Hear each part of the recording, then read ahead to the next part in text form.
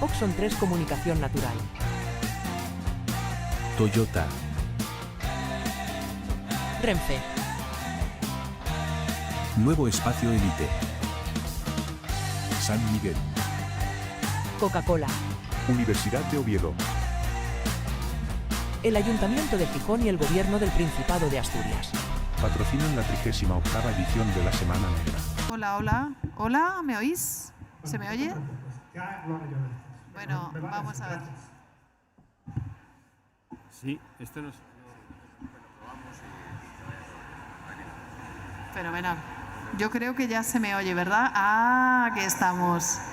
Bueno, muy buenas tardes. Estamos disfrutando de una apasionante tarde y tengo la suerte de estar acompañando a Manuel Vilas para que nos cuente un poco cómo construye el mejor libro del mundo o ese esfuerzo por construir una historia que anhela, que trata de alcanzar el misterio de la literatura y cómo como autor se enfrenta a la aventura de tratar de escribir el mejor libro del mundo.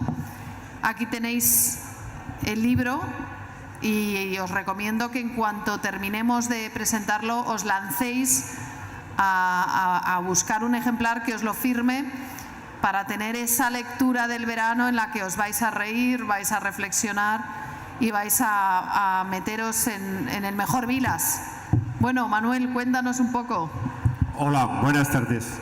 Pues es el mejor libro del mundo. O sea que a ver, el libro, el título es un título llamativo, es un título que los lectores cuando lo ven dicen, se quedan un poco perplejos. Pero lógicamente a la primera página que empieces a leer el libro, desde la primera página ya ves que es un título irónico. ¿Cómo va a ser el mejor libro del mundo? No puede ser el mejor libro del mundo porque el mejor libro del mundo no existe. Pero lo que sí existe es el deseo que puede tener cualquier ser humano en su oficio, en su profesión, en donde le haya tocado ejercer de lo que sea, por hacerlo lo mejor que pueda. Y eso es lo que el título quiere decir. Quiere decir que igual que un futbolista quiere meter el mejor gol del mundo, que yo qué sé, un cirujano quiere hacer la mejor operación del mundo, un periodista quiere hacer la mejor entrevista del mundo, mi madre estaba convencida de que hacía la mejor tortilla de patata del mundo, pues yo he pensado que como era escritor tenía que tener la ilusión de escribir el mejor libro del mundo. Es desde ese punto de vista, es decir, desde una ilusión, una fantasía que cualquier ser humano tiene a la hora de hacer lo que le toque hacer en esta vida. Es una fantasía que no, es una utopía, no se cumple, evidentemente. No, probablemente, quizá el mejor gol del mundo, hablando de fútbol, pues habría 3 o 4 goles de futbolistas famosos que tampoco, que serían todo el rato una discusión, porque unos dirían tal gol, otros dirían tal otro, y igual con la literatura, tampoco se pondría nadie de acuerdo en cuál es el mejor libro del mundo. Por tanto, es una fantasía, una invitación irónica al lector a que piense en eso, en la ilusión de perseguir un sueño. En realidad el título es La persecución de un sueño imposible. Bueno, estaba pensando que en cuestión de goles se va a debatir mucho, ¿no? La mano de Dios, ¿no? Como Maradona no mete un gol Claro. Y el impacto que tuvo y en el contexto en el que se mete ese gol, ¿no? En cierta medida, pues está la mano de Dios, ¿no? En el mejor libro del mundo. Cómo se ve el personaje y cómo trabaja el humor, la ironía y la reflexión. Bueno, el ¿no? libro es autobiográfico. En realidad yo empiezo a escribir el libro cuando veo aproximarse de manera casi, ¿cómo decir?, amenazadora el número 6. Es decir, yo el 19 de julio del año 22, es decir, ya me queda poco para que llegue el 6 con un 3. El 19 de julio del 22 cumplí 60 años. Y esto a mí me pareció... Yo estaba convencido de que los 60 años que yo no los iba a cumplir, que esto les pasaba a otros y a otras. Así que yo me iba a quedar en 57, 55, 56. Bueno, ya vi que no me quedaba en 55, que llegaba al 56. Bueno, 57 son buenas edades para que se suspenda el tiempo, para que de repente los relojes ya no corran, ¿no? Y uno quedarse inalterable como una especie de milagro. El tiempo ya no corre y uno se queda en una edad maravillosa.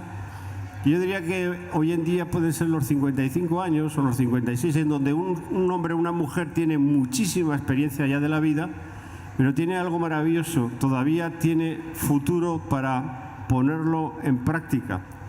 La llegada del número 6 en mi vida trajo una certeza matemática inapelable.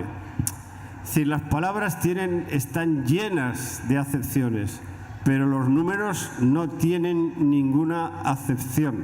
Son de una claridad matemática. Entonces, ¿qué traía el número 6?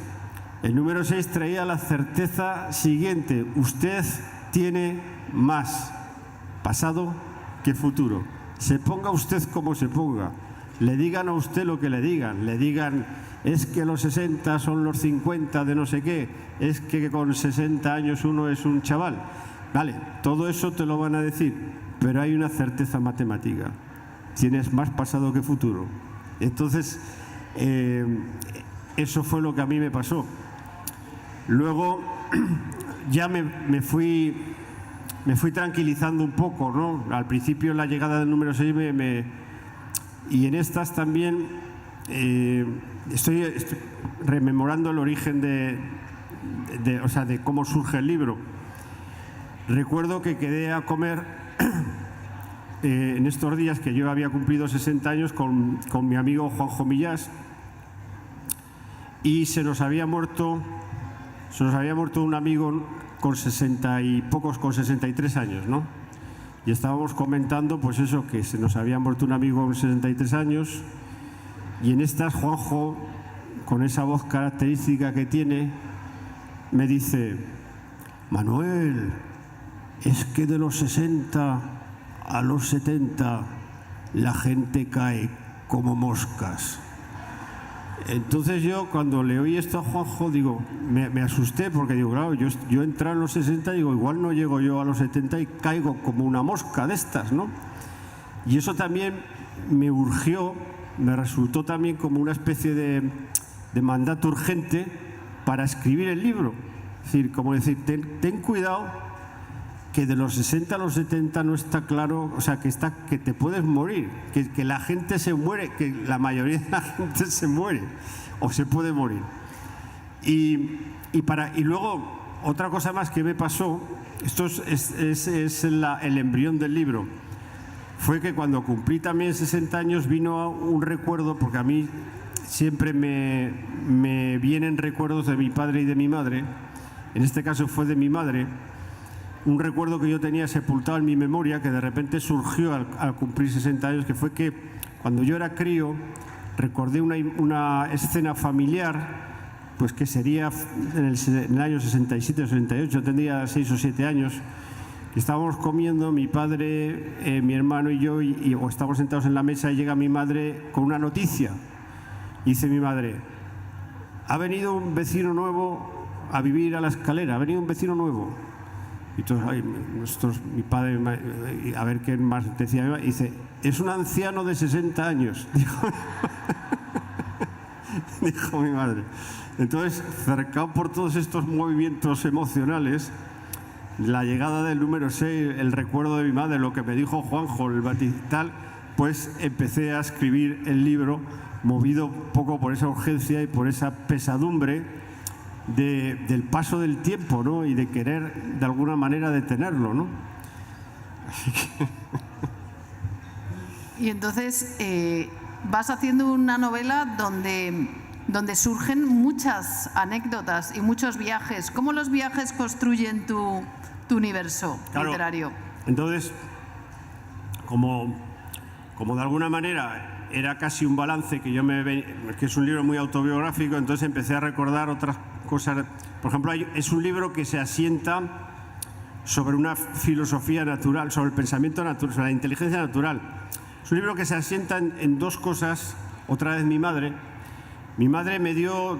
que dejó de estudiar a los 8 o 9 años, que tan apenas sabía leer y escribir, mi madre me dio dos consejos absolutamente fascinantes y que el libro homenajea a esos dos consejos.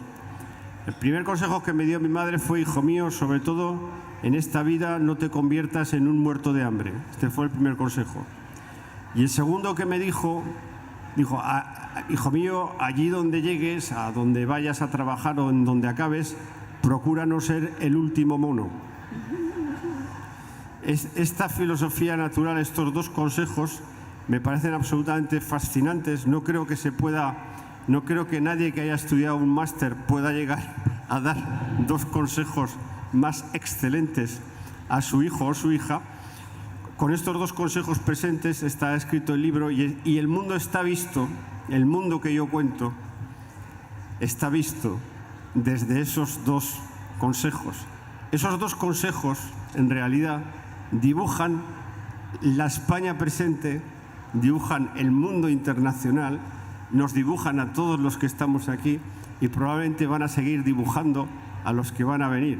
No te mueras de hambre y procura no ser el último mono. Decidme si no están vigentes. Y eso me lo dijo mi madre.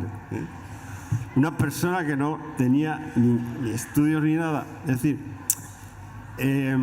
ahí dentro del libro está la comedia de la vida. Está la idea de que efectivamente en este mundo tienes que mover el culo, tienes que hacerte con un sueldo, tienes que hacerte con un salario, tienes que pagar muchas cosas, tienes que vivir, tienes que salir adelante. Esto se cuenta. Y se cuenta desde la perspectiva, claro, yo soy un escritor profesional, se cuenta de qué hace, en este caso es el trabajo que yo tengo, y lo que destripo aquí es cómo hace para pagar las facturas un escritor profesional, que eso también a mí me interesaba mucho, contar la cara B de los escritores que está aquí contada. Si queréis saber la cara B de un escritor, aquí está contada. Y también la relación con los libros, con la venta de los libros, con los libreros.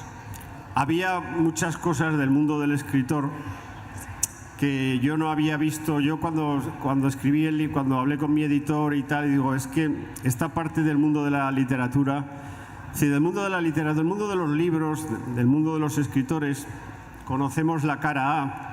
La cara A es un escritor, es un hombre o una mujer que es como una guía moral, un faro social. Son gente que tiene prestigio, porque tiene prestigio social, porque son genuinos, son auténticos, la gente los escucha porque vienen del mundo de la creación, de la fantasía, de la imaginación. Entonces, la imagen es de prestigio y de solvencia, ¿no? No sé cómo, ayúdame con no me sale un adjetivo. El mundo del escritor es solvente, prestigioso, humano, rico en emociones, siempre ejemplar. Imaginativo. Ejemplar. Sí. La palabra sería ejemplar. Pero claro, yo en mi vida profesional, que todos mis amigos son escritores, etcétera, etcétera, entonces a mí siempre me puede la comedia. Yo soy aragonés, tengo mucho sentido del humor. Siempre he visto cosas que hacen los escritores que me parecen muy humorísticas, ¿no? Y que nunca las había visto contadas en un libro. Y se lo dije a mi editor, digo, pero fíjate, todas estas cosas que hacen los escritores y que nunca se cuentan, no he visto. Digo, ¿tú has leído alguna novela en donde se cuente esto? Dice, no, en ninguna. Digo, pues lo voy a contar. Por ejemplo, pues que la vida de un escritor, cuando a un escritor le dicen, el 8 de marzo tu novela sale, porque ahora los editores te dicen una fecha y esa fecha es el día en que tu novela sale a la venta. No te dicen, te dicen la fecha, o sea, el 8 de marzo tu novela está a la venta. Entonces todo escritor español, escritor o escritora, el 8 de marzo pues empieza a pasear por 3 o 4 librerías, más o menos, o 5 las que tenga cerca, y entra en las librerías y empieza a ver si está o no está su novela. Esto lo hacen todos y todas, lo hacen todos y todas. No, y no lo han contado nunca, no se ha contado nunca. Yo cuento una anécdota muy divertida aquí, que me la contó Jesús Trueba, que es librero en Madrid, que tiene una librería que se llama La Buena Vida. Me contó que Javier Marías, el admirado, para mí muy admirado novelista Javier Marías, entró solo una vez en su librería. Y esto, además, yo lo cuento aquí, le pedí permiso a Jesús para contarlo. Dice, Javier Marías solo entró una vez en mi librería. Y yo le dije, ¿y qué hizo? Dice, fue directo a la letra M de la estantería y contó y miró los títulos que había, se me acercó y me dijo, te falta tal, tal y tal. Y se fue. Y se marchó. No es exactamente vanidad. Es la obsesión del escritor. ¿Por qué a mí me interesaba contar esas cosas? Porque es la obsesión del escritor de que el libro, y aquí es lo interesante, y por eso narrarlo. ¿Por qué narrar eso? Porque hay una cosa buena en eso. El escritor necesita saber que va a haber un ser humano al otro lado de su obra, que tiene que haber un lector, y que sin ese lector no se cierra el círculo de su trabajo. De ahí la pesadumbre. Si un escritor no ve su libro en una librería, su novela en una librería, sabe que no va a poder cerrar un círculo mágico, que es el círculo de las amistades prodigiosas, invisibles y maravillosas que se construyen entre un lector y un escritor. Esa es la idea maravillosa de que el libro esté expuesto en la librería para que el lector se acerque a él, lo compre, lo lea y nazca esa profunda amistad y misteriosa, porque a lo mejor nunca se van a encontrar en la vida ese escritor y ese lector, pero se necesitan para que exista el qué. Esa maravilla que llamamos la comunicación literaria. Entonces, si el escritor no ve su libro en las manos de un lector, automáticamente todo su universo, todo su trabajo, toda su obsesión, todo su esfuerzo se viene abajo porque el círculo no se ha cerrado. Se cierra el círculo cuando alguien coge un libro de quien sea, empieza a leer y lo que lee le entra en el corazón y a partir de ese momento sabe más. Una ventana se ha abierto. A mí me pasa como lector.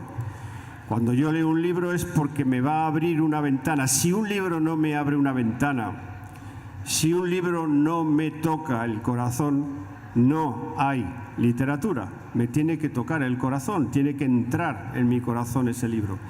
Y esa es la maravilla y eso es lo que busca un escritor. ¿Un escritor qué busca? Busca el corazón del lector. ¿Y qué busca el lector? Busca que el escritor le diga algo relevante sobre su vida. ¿Y qué se construye de todo eso? Una amistad misteriosa y maravillosa, que es la amistad que hay entre un lector que se ha emocionado leyendo una novela o un libro de cuentos, un ensayo, lo que sea, y el escritor que lo ha escrito y que finalmente dice, mi trabajo tiene sentido porque ese señor o esa señora que ha leído el libro se ha emocionado. Esto es así de sencillo. Pero también en esta novela hay una galería de personajes. Sí, en la segunda parte de esta novela yo quería, como me dijo Juanjo, que a lo mejor me moría, pues entonces me pareció que era el momento de contar aquellos libros, yo me acuerdo, hace poco estuve con el actor Miguel Reyán en Madrid y me hizo una pregunta que me dejó un poco noqueado. Me dice, Vilas, ¿tú crees que la literatura cambia la vida? ¿Cambia la vida? ¿Puede cambiar la vida? Si la literatura puede cambiar la vida, el arte, el teatro, la literatura puede cambiar la vida. Y yo digo, me asusté con la pregunta, fue una pregunta muy fuerte. Y le dije, Miguel, pues no sé, yo creo que ya no. Y me dice, ¿y la tuya? ¿Ha cambiado la literatura tu vida? Digo, la mía sí. Digo, es verdad, la mía sí que la ha cambiado. Y entonces, claro, en el segundo capítulo lo que hago de esta novela es contar películas, libros, filósofos, músicos, artistas en general, que a mí me han cambiado la vida. Es decir, que a mí me han cambiado la vida. Y lo que hago es simplemente decir cómo me la cambiaron. Pues yo qué sé, hablo de películas, hablo de Federico Fellini, hablo de 8 y medio. Yo cuando vi 8 y medio, yo era uno cuando... O sea, yo era una persona al entrar a ver esa película y cuando salí era otra persona. Y así me han pasado con muchas cosas que las cuento ahí en la segunda parte. Cuando antes de escuchar a Bach yo era una persona y después de escuchar a Bach fui otra persona. Y así con la literatura, con la música, con la filosofía, con el cine, etcétera, etcétera. Entonces, ¿qué es eso? Es una propuesta al lector, decirle, esto del arte, la literatura, el teatro, el cine, la música, va en serio, porque te cambia la vida. Te cambia la vida, pero te la cambia mejor. Eres mejor, sales mejor de todo esto, ¿no? Y claro, uno tiene que salir mejor de un libro. Tiene que salir mejor de un libro. O de un concierto, de una película. O sea, yo hay películas... Yo cuento aquí las películas, claro, son grandes películas todas las que hablo, ¿no? O sea, a mí ha habido 10 o 12 películas o 14 que me han cambiado la vida y las cuento aquí. Y hay 12 o 14 libros que me han cambiado la vida y los cuento aquí, pero claro, no me interesa, o sea, ¿cómo lo cuento? Lo cuento de una manera muy subjetiva y muy personal, ¿no? Y hablo de mucha gente, yo hablo de tanta gente que ya ni me acuerdo, ¿no? Y hablas también de varias ideas como el aburrimiento, la culpa, el humor, ¿no? Bueno, es un libro... Lo más importante del libro es que la gente se ríe cuando lee el libro. Para mí mucha gente me dice que se ríe leyendo el libro. Entonces, un libro tiene que hacer dos cosas. O te hace llorar o te hace reír. Pero tiene que hacer algo de eso. O llorar o hacerte reír, o hacerte pensar. Y hacerte pensar, cuando te hacen pensar, te suelen conducir o hacia la risa o hacia la gravedad, ¿no? Hacia algo interior. Pero un libro te tiene que mover, ¿no? En tu caso es el triunfo de la comedia. Bueno, aquí el libro también hay una cosa vital que yo le propongo al lector también, ¿no? Cualquier ser humano que ya esté atravesando más allá de la edad sexagenaria, ya puede hacer un balance, está en situación de poder hacer un balance sobre qué ha sido su vida, qué demonios ha sido su vida. Y tiene dos grandes estrategias ideológicas, sentimentales, existenciales, dos grandes ámbitos existenciales a la hora de mirar su propia vida. Tiene un ámbito que es el dramático, el decir, madre mía, echarse culpas, hice esto, no tenía que haber hecho esto, hice mal a esta, no sé qué, tenía que haber hecho esto otro, ese y esa me deben mucho porque yo hice mucho por ellos y ellos no me hicieron y ellos me pagaron fatal, y eso es rondar el drama, eso es rondar el drama, ¿no? Eso es buscar el drama. Y yo, pues aquí humildemente le propongo al lector que se olvide del drama, y que cambie de punto de vista y se vaya a la comedia. Y entonces todo el libro está permanentemente deslizando la comedia, es decir, ante cosas graves que te pasan en la vida, sugiriendo la posibilidad de ver en esas cosas graves que te pasan en la vida la muerte, la traición, el desamor, en fin, la mentira, la injusticia, todo eso que es dramático, ir deslizándolo hacia la comedia. ¿Por qué? Porque la comedia profunda, es una forma muy inteligente de ver la vida y de verla sin sufrir, sin dolor, sino con aceptación de lo que ha pasado. Entonces, quien acabe de leer el libro habrá visto esas dos posibilidades de interpretar su propia vida, la dramática y la cómica y la comedia, y verá cómo la interpretación desde la comedia, que es lo que el libro propone, pues tiene mucha risa, mucha sonrisa y tiene algo maravilloso, tiene alegría, que esto es el sentimiento que el libro quiere darle al lector, ¿no? Regalarle al lector, que es el sentimiento de la alegría. La comedia es alegre, el drama es triste. Entonces, por eso es una invitación a la comedia, a la gran comedia de la vida. Pues con esa gran comedia de la vida nos quedamos. Os agradecemos muchísimo que estéis aquí y os recomendamos que corráis a llevaros un ejemplar firmado de Manuel para disfrutar un poco de comedia de la vida este verano. Muchísimas gracias. Oxon 3 Comunicación Natural. Toyota. Renfe. Nuevo Espacio Elite. San Miguel. Coca-Cola. Universidad de Oviedo. El Ayuntamiento de Gijón y el Gobierno del Principado de Asturias. Patrocinan la 38ª edición de la Semana Negra.